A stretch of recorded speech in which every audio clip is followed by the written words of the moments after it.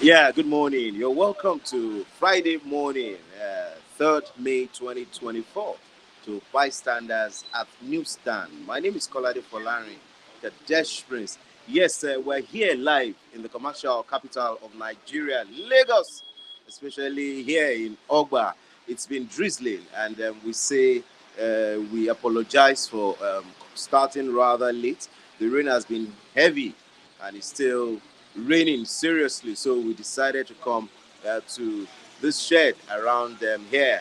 We're still in Ogba, here coming to you live from the stable of Flip TV and Flip TV Plus. Yes, this morning, today is World Press Freedom Day. I want to use this opportunity to greet all journalists from across the world. Yes, we're a voice to the voiceless. And I want to admonish all of us not to relent in all our efforts in making sure that every government, everybody is accountable and we pass accurate information to people who need them all the time. Yes, thank you very much. I have all our newspapers here this morning. The first newspaper I'm going to be starting with this morning is the Salient Times newspaper. The major headlines here says 48 AK-47 rifles recovered as police arrest mastermind of Abuja Kaduna train attack. That's in the Salient Times newspaper this morning. Nigeria spends 8 billion annually on importation of steel. That's according to the Minister of Steel. 48 million Nigerians still practice open defecation. That's another minister saying that. I'll quickly go to the Nigerian News Direct, and the major headlines there says NDIC increases deposit insurance coverage for financial institution. New review ensures safety of depositors' funds. That's according to the managing director of NDIC. It warns depositors against patronizing unregistered operators. That's the major news headlines in the Nigerian News Direct this morning. I'll go to the Platform Times. The headline is quite different. It says, Ogun monarch flees as angry residents dump unconscious man in palace. Oba's aides strike residents with charm. Rush to Benin Republic. Suspects arrested over threat to Kabiesi's life. That's according to the Nigerian police force. Repentant Boko Haram terrorists chase away operatives, set ablaze NDLEA customs checkpoint in Borno. That's in the Platform Times newspaper this morning. Police arrest alleged mastermind of Abuja Kaduna train attack. Yeah, that will be all for the Platform Times this morning. I'll go to the Blueprint newspaper. Shetima at Second Chronicle Roundtable. With reforms, Tinubu saved Nigeria from imminent death. That's according to Shetima at Second Chronicle Roundtable. Assures economy will witness positive changes after sacrifices. President should sack non-performing ministers. Ex-minister Shamsuddin says. Troops kill 715 terrorists, rescue 465 kidnapped victims. That's in the Blueprint newspaper this morning. I'll go to the Vanguard newspapers. Minimum wage, governors working on what is payable. That's the Nigerian Governors Forum saying that. Petrol scarcity, long queues linger despite federal government's assurances. That's in the Vanguard newspaper this morning. Resident doctors protest shortage of manpower. Others in Kogi. That's also in the Vanguard newspaper this morning. I'll go to the Punch newspapers, which says fuel supply. 9,000 marketers may lose licenses. 9,000 marketers may lose licenses. Ipman begs NMDPRA, NNPC not to delist operators from sales portal to avert fuel crisis. Queues persist as more filling stations open for sale. Pump prices drops marginally. Police stumble on drug den after Lagos market fracas. London sword attack. Federal government condemns Nigerian British boys murder. That's in the Punch newspaper today. Governors demand 615,000 naira pay. Governors demand sustainable minimum wage. Government borrows 11 trillion via bonds, T-bills in 4 months.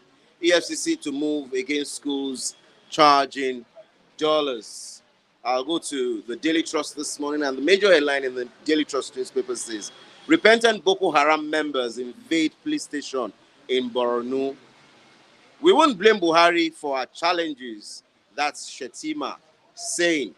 Bandits kill 17, abduct 5 in Kaduna, Sokoto communities. May 15 slated for inaugural fight as 65,000 Nigerians pay for Hajj. That's the major headlines in the Daily Trust newspaper this morning. We've gone through the Vanguard. Yes, the Guardian newspaper. How dodgy officiating complicit club officials, supporters ruin games. That's in the Guardian newspaper. I'll look at some sub-headlines in the Guardian newspaper this morning. 2 army officers face court-martial over bombing of 100 in Kaduna. 2 army officers face court-martial over bombing of 100 in Kaduna. World Press Freedom Day. NAS seek release of detained journalists. Labour defends 615,000 wage proposal as states review fiscal capacity. Petrol scarcity, long queues, dry pumps remain despite federal government assurances. NGE tasks National Assembly on better deal for journalists. That will be all for the major headlines in the Nigerian newspaper this morning. So I'd like my first reviewer of the day to please come around. Maziraf, you're welcome, sir. Welcome, good morning. Yes. Today is World Press Freedom Day. Press Freedom Day. One word, what can you say? Do Nigerians have Nigerian press? Do they have freedom of information? No. Are the press free? No. We are not free here. Ranging from the era of military adventure in Nigeria, the press, the journalists, over the years, we are killed in their large number. We don't have freedom of speech, and even when you are writing your narratives, if you don't take precaution, your head will go in with it. May I cite an example here? Do you know what happened in 1986 about Delegiwa discovering Gloria Okon in London? Delegiwa was the chief editor of Newswatch magazine after seeing Gloria Okon in London as one of the drug dealers then that was, trading with drug business with doing drug business with the former first lady. That's Mariam Babangida. And 2 of them were involved in that business. So after all said and done, they rumored that Gloria Okon is dead so that she could not testify to whom her accomplices are. Yeah. So due to the fact that he was discovered in London by this chief editor of news magazine, Newswatch, said, then, you know what? Mr. President sent for him, the editor himself, Delegiwa. Yeah. Letter bomb. That was in 1986.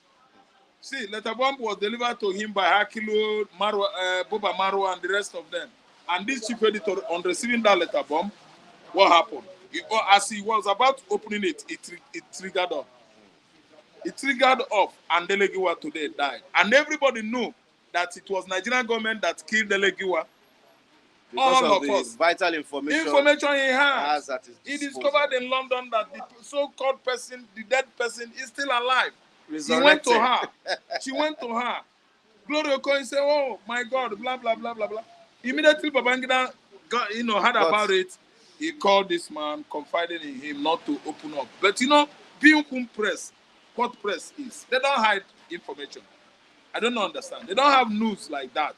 And it was a very vital news then to understand that the so-called dead Gloria Okon was, living in London. I don't know what I understand. Yeah.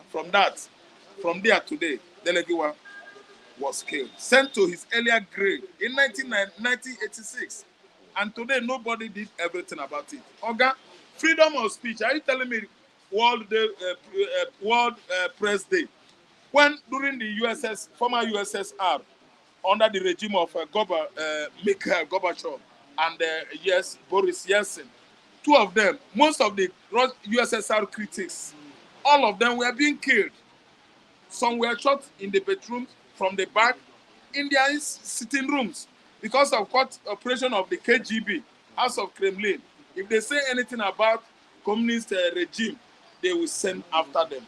The press in Russia, well, think about the current critics of Putin, Vladimir. I think that man must be a pressman. I don't know what I understand. He was shot, though he was spending time in jail for over how many? Navalny was his name for many years. So he died. See, the way journalists are dying all over the world, I don't think they respect today as a president. The respect, I don't think is showing at all. In Nigeria here, you don't say anything and go scot-free. Buhari hunted on the press and he hunted them down. He didn't give press conference easily to journalists, to the press. They don't give listening ear or allow them, this interview of a thing. So they are not publicly accountable to the press to know what to say about the present day government. I didn't understand. No freedom of speech, no freedom of press in Nigeria with many instances. I don't understand what I'm saying. The press, the police are shooting the press. I mean the journalists. The police are shooting them. The soldiers themselves are bent on killing journalists. I don't understand. I don't see anything free about press day. No.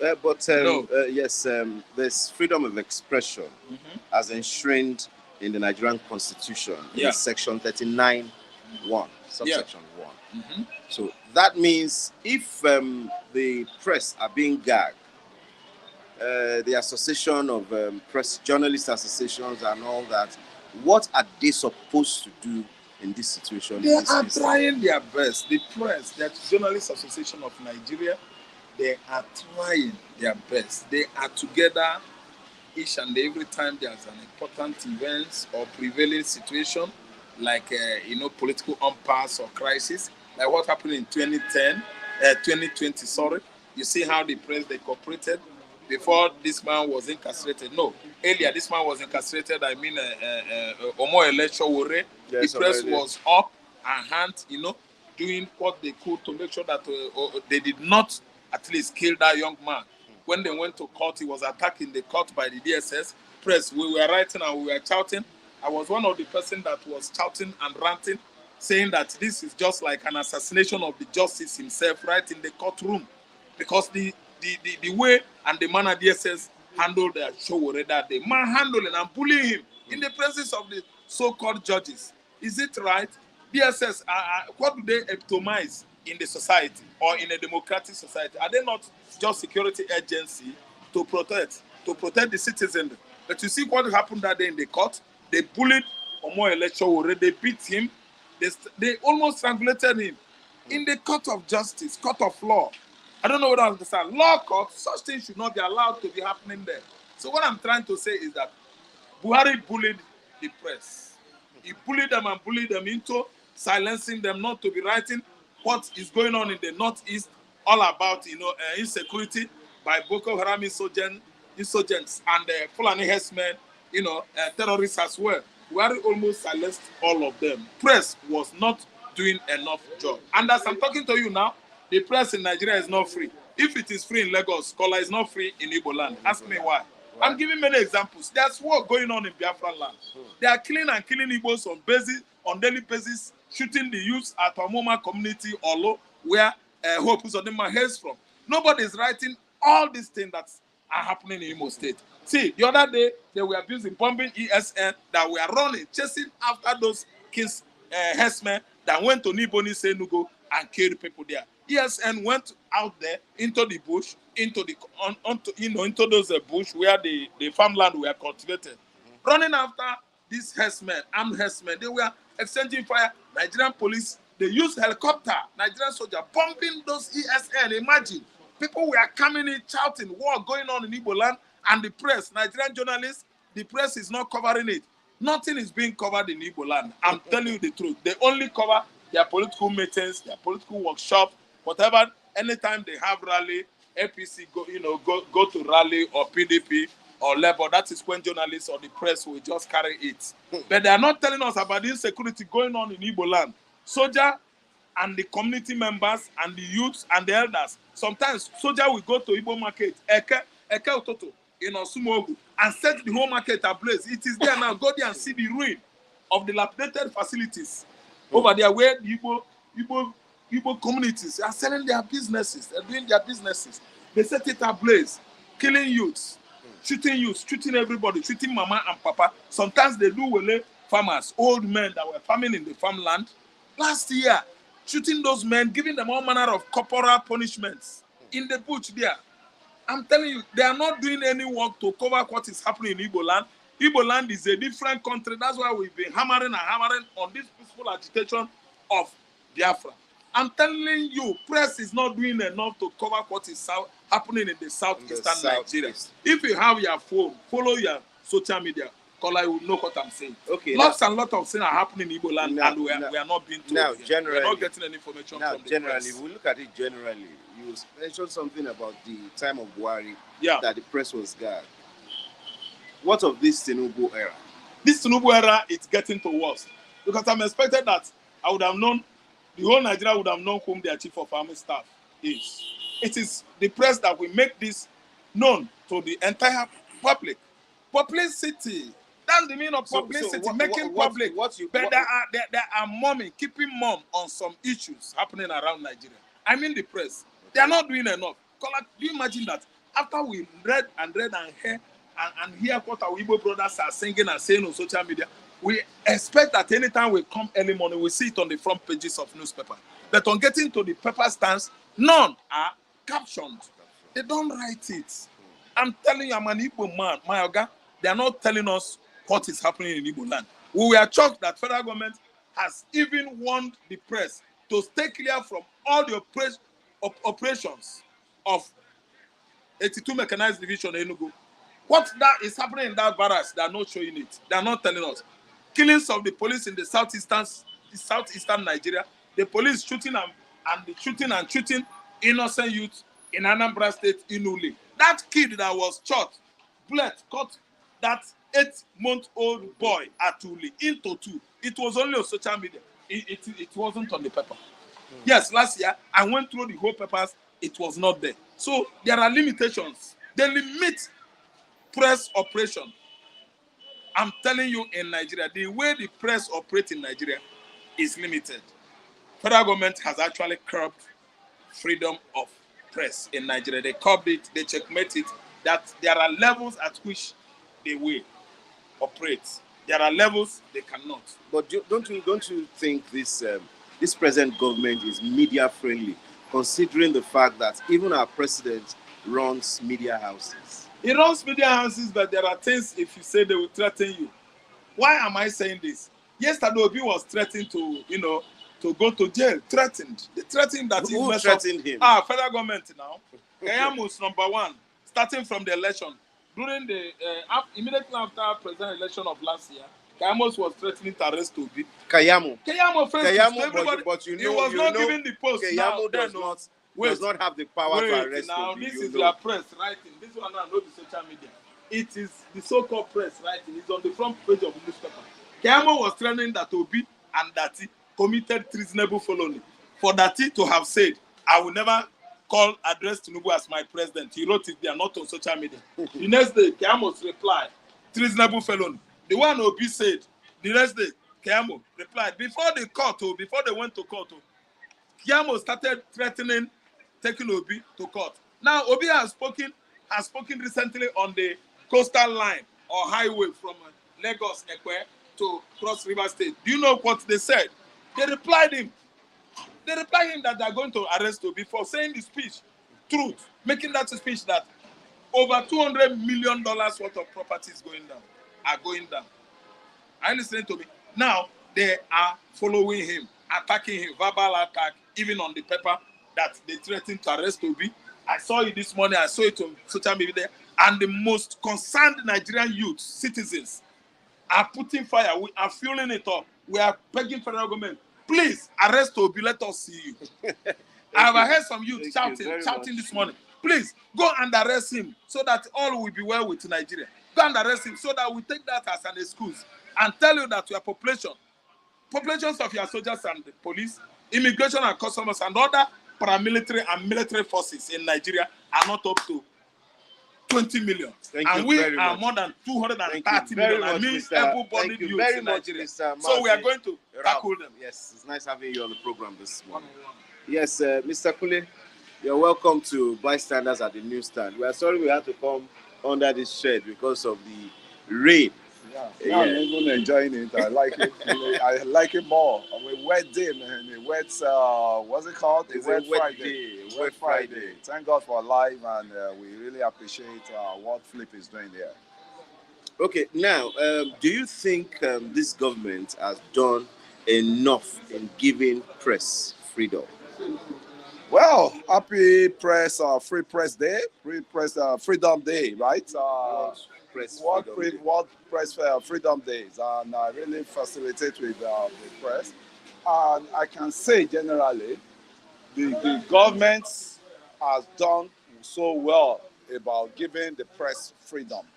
Why I'm saying this was a leader we have that left his comfort place to come and try to fix up the country we have now, went through that pressure. Because I remember when it was one of the Nadeco, I think I can say is the master planners of the Nadeco movement then.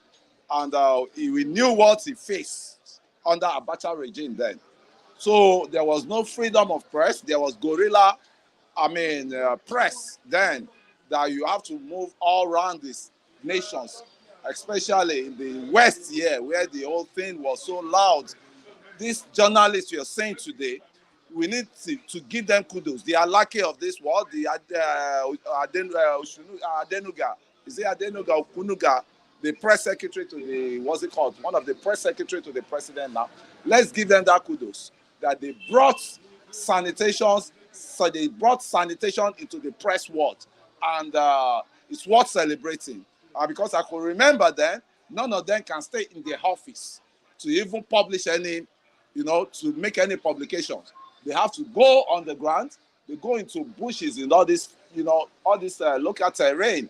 They go into the interior part of the, of the states, just to go and publish there. But for now, we're having a freedom to even, I could hear somebody saying there now not too long that, the somebody should not be arrested, that they arresting them, but you dare not try that under the military. You dare not. And at the same time, nobody's above arrest. Nobody's above Now, arrest. it is alleged that, okay, you've said something about the daily I lackey's like of it, this yes, world. of this one. They are now with the government. Yeah. And you remember the case of the first news editor that was abducted, that was arrested. Military, yeah, by the military, by the DMI. When yes. when people like Dele Alake, who are journalists or who still practice journalism, maybe on the ground, were suffering. Yeah. They knew what they were going through. Why would they now allow this same government to abduct their colleague? Yeah, they did not. It's not like they just left him over. They just left him to face his warrant there. They really rallied around him. I could see some journalists that always cry out loud that free this guy, free this guy, free this guy every time. They really rally around him, Mr. Kadesh, because I was monitoring the guy case, and it was the DMI, it was the military intelligence that arrested him because he made a publication about, I think, what's it called, the chief of staff to the president. And I don't know how the military came to be. Maybe his publication has to relate with the military likewise. But to me, the likes of what's it called, the erudites, what's it called? I know the pressmen. They came around and rounded. Just to give him solidarity for the military, and it was always in all the newspapers that free our own that is castrated by the military, and they ended up releasing him. But the guy now is trying to sue the military as it is now. So I think we should learn how to be lenient with the journalists, because they are doing a lot, and I will not be in support of gagging of journalists, because I've witnessed that in the 1993 under Abacha regime. because we knew a lot of journalists that were killed, that were murdered. So that era has gone. We would not like that situation to repeat itself again. That's my stake on that. The other guy there. Yes, we've heard severally that this Tinubu's government is ready to support the media, and they are not in any way ready to gag the media. Freedom of information, freedom of speech, freedom of association, and everything. But there are still some issues. And what are these issues? We do not take the fact that social media has been able to expand journalism. Social media has been able to make information on the go. But it seems today's government is not totally comfortable with that. Yeah. Really, you may be right then, and at the same time, I can still bring out some issues that has been happening on social media. The social media has I've turned to a platform where propaganda news has been spread, where blackmailing news has been spread. You could see what happened under during the election time. We could see what some elements of party that belongs to one party they did then, abusing. There was nobody in this Nigeria that is who. There was not even partisan that did not abused. So such thing, we shouldn't encourage it on social medias. And I can say categorically, there was a lot of damages on social media than the goods we are witnessing. I can tell you categorically. And it's really happening here. Like the platform we have now, with the opportunity they have on the social media. You heard some people bullying on people like you and the flick generally came to be that stop bullying. We will not tolerate bullying there. And that's it, because you can't just bully somebody naturally on a normal, normal, say, TV, normal, You can't do that. But the people hide under the social media to commit crime, to be abusive, and that is what I just want to go against on social media. And if they can find a way to regulate it, and which the government has said that there's a way they will look into it to regulate the social media, so that all information will be balanced. We will not be having a cyberbullying. And you could know that, you can remember that what is going on now is majority of the social media platform is like a cyberbullying. And we must put an end to cyberbullying. That's one thing I want to say. And to me, likewise, Mr. Obi is not above the law. Mr. Obi can be arrested because he has to. You've lost elections, and wait for the next. It's a time, your own turn.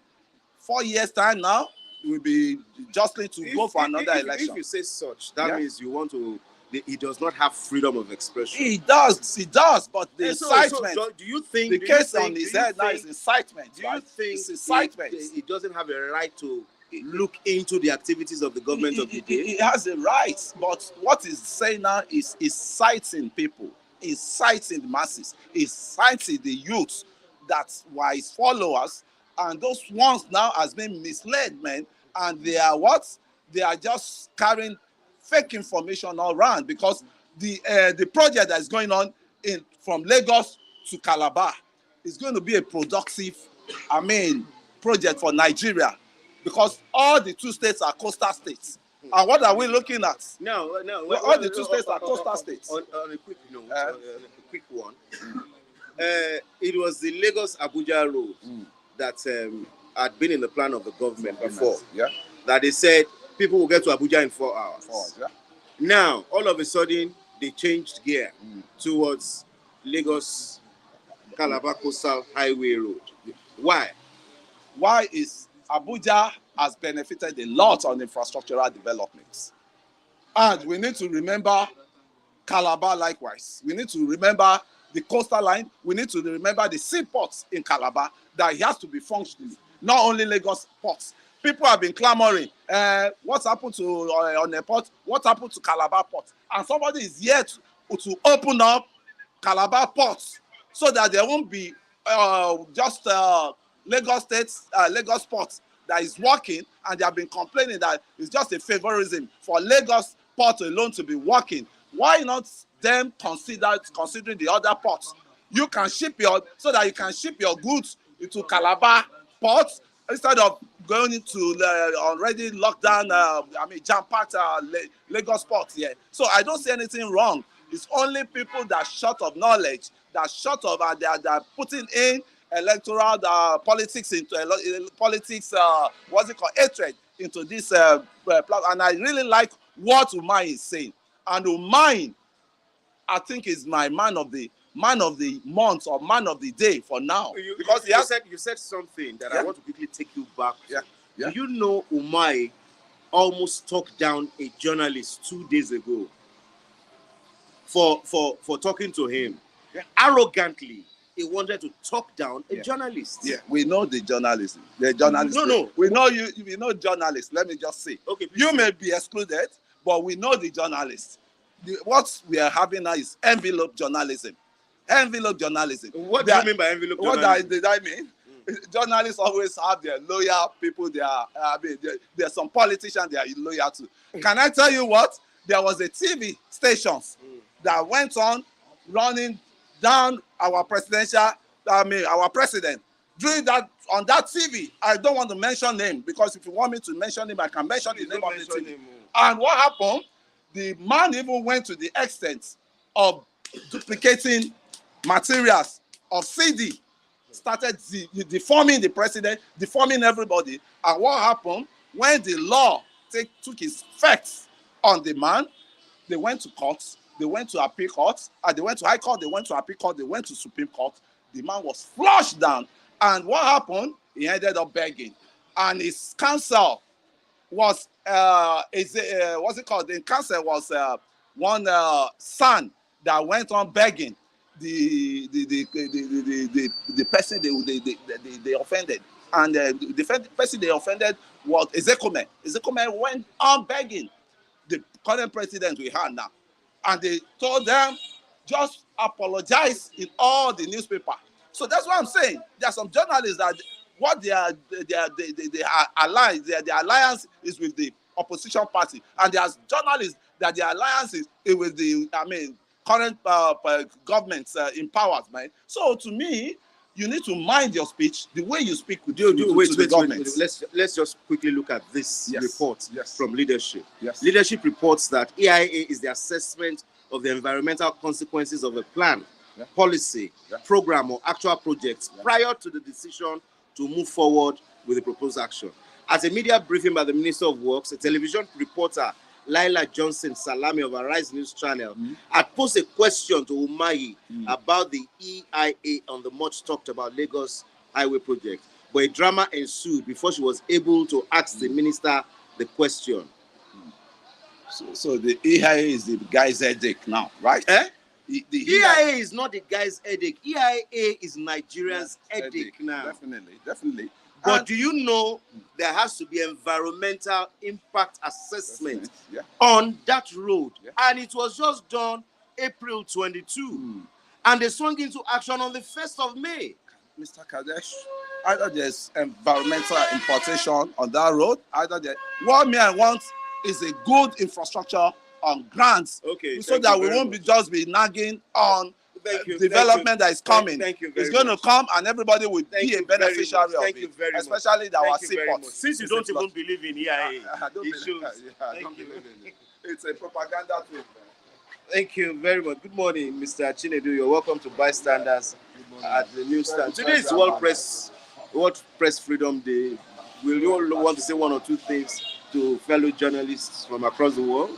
Yes, it's quite a good day to celebrate the craft of writing, the craft of reportage, and also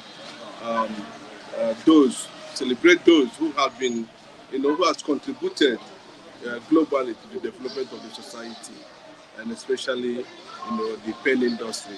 They have done very well, and of course that's why they refer them as members of the fourth ring, estates. So, but they will still have a lot more to do in that regard, because The way it stands now, the media need to really do very well, trying to,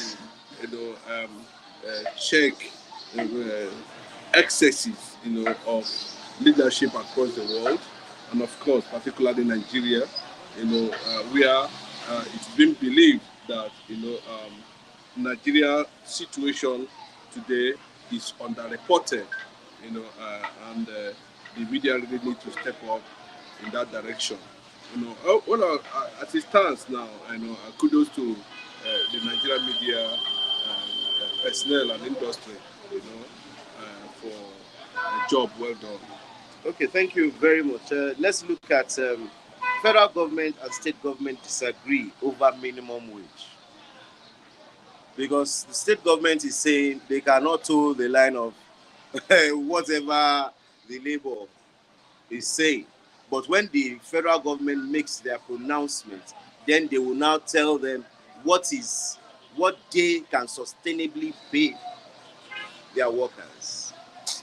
Well, those stories are just unfortunate coming out from level of federal government and all. We don't need those kind of disturbances now. Let them structure whatever they want to structure, because as it stands now, whether they are going to pay 600,000, that's their business. Whether they are going to pay 1 million, that's their business. They don't have. I don't see anything having direct. How much?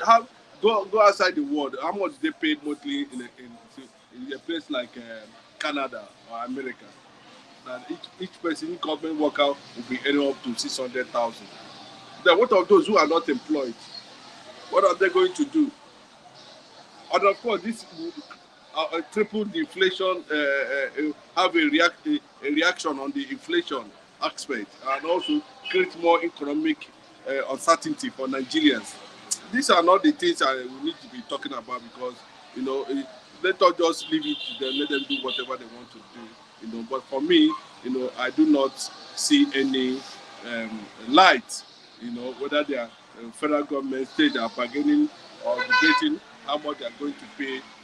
Of course, any action that they are going to take, will continue to destroy. In that direction, will continue to make this economy very, very unbearable. They should look at they should sit down and reactivate themselves. We need to grow our domestic production.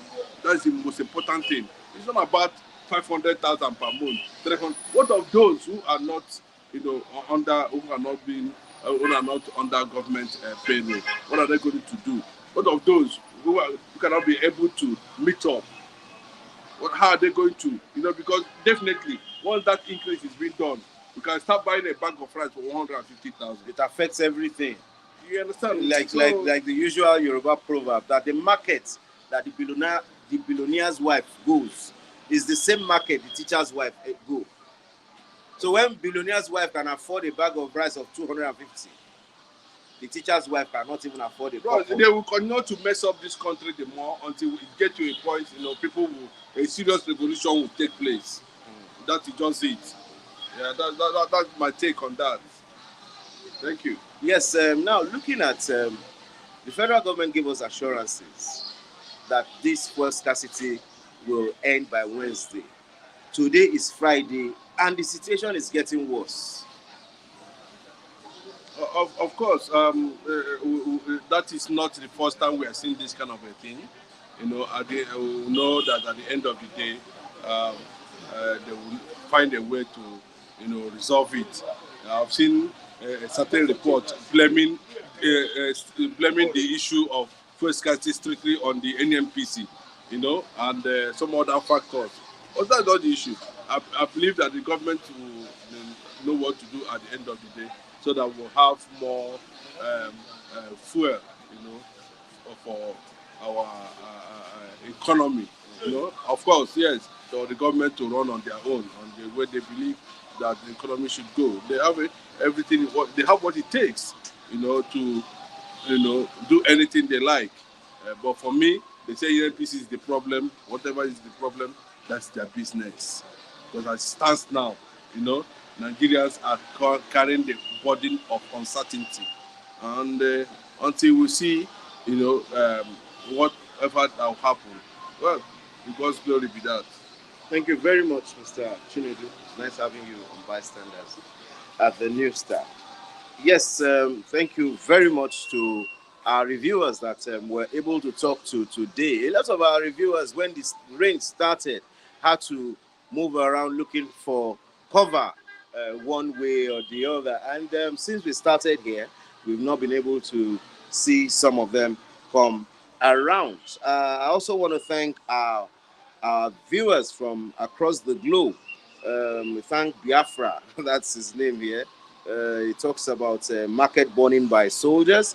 Amechi Nwachukwu, Taiwo, Dr. Taiwo Odunlade, uh, and a host of others. Udeze Chima, we thank you. Latif Karim, Adegboyega Adekunle, Paul Obuko. Yes, I hope I have not more that name.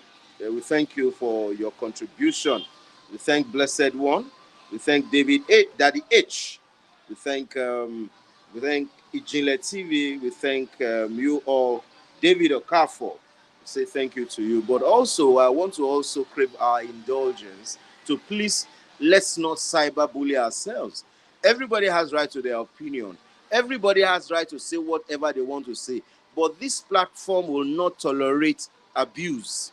This platform will not tolerate cyberbullying of any kind. We are all mature individuals and we should respect one another.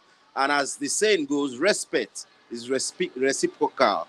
Sorry of that language. My tongue shifts most times when I want to say that. But we should respect ourselves. We are mature people, and it is not a platform where we come with lies. It is not a platform where we come with a lot of information that we do not have facts on.